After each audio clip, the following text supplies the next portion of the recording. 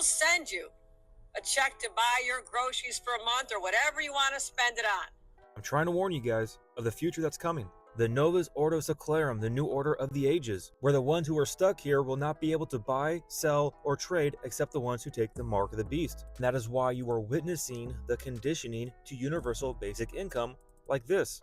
And New York is not the only state doing this. We also have California talking about it. And I'm sure you remember the federal stimulus checks that came a couple years ago, which seemed to be a trial run for universal basic income. As we see here how Mr. Iron Musk talks about universal basic income once AI takes over. Here's a couple quotes from him. There's plenty of good chance we end up with a universal basic income or something like that due to automation. As we see him being the one pushing this agenda right here, there will be ultimately tens of millions of driverless Teslas throughout the world giving rides 24/7. Another quote right here, I think we'll end up doing universal basic income. It's going to be necessary. There will be fewer and fewer jobs that a robot cannot do better. And as we see here, he predicts a universal high income as jobs are more phased out and employment becomes obsolete. Now, what I find interesting is how this guy right here has a lot to do with making jobs obsolete.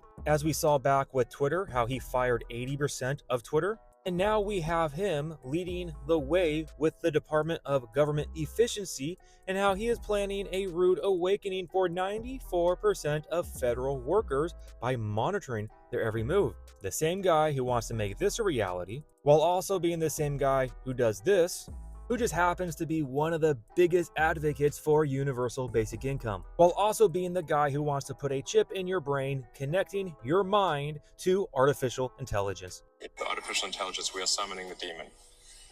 You know all those stories where there's the guy with the pentagram and the holy water, and he's like, yeah, you sure you can control the demon? Doesn't work out. Let me just remind you what the false prophet does in Revelation chapter 13, how he was granted power to give breath to the image of the beast, that the image of the beast should both speak and cause as many as would not worship the image of the beast to be taken. And then we see how he causes all, both small and great, rich and poor, free and slave, to receive a mark on their right hand or on their foreheads, and that no one may buy or sell except one who has the mark or the name of the beast or the number of his name. So what do you think is going to happen here when people are unemployed, but to collect universal basic income, they need to take something? Oh, and if that was not enough, we can see right here how this artificial intelligence is going to be a genie in a bottle that you can go to, that you can go worship and ask questions, and it can give you answers. You can upload anything from a phone picture of your blood test results to an MRI or X-ray, and the AI will analyze it for you. You can ask AI questions about any current event and receive an accurate response with as much detail as you'd like. I really don't think it's going to be hard for people to worship the image of the beast. The majority of people will do it willingly. But hey, if you're unemployed, maybe your body will still be used for energy, as we see right here. How old were you when you realized others couldn't see the Matrix? I'm sure this is just a coincidence right here.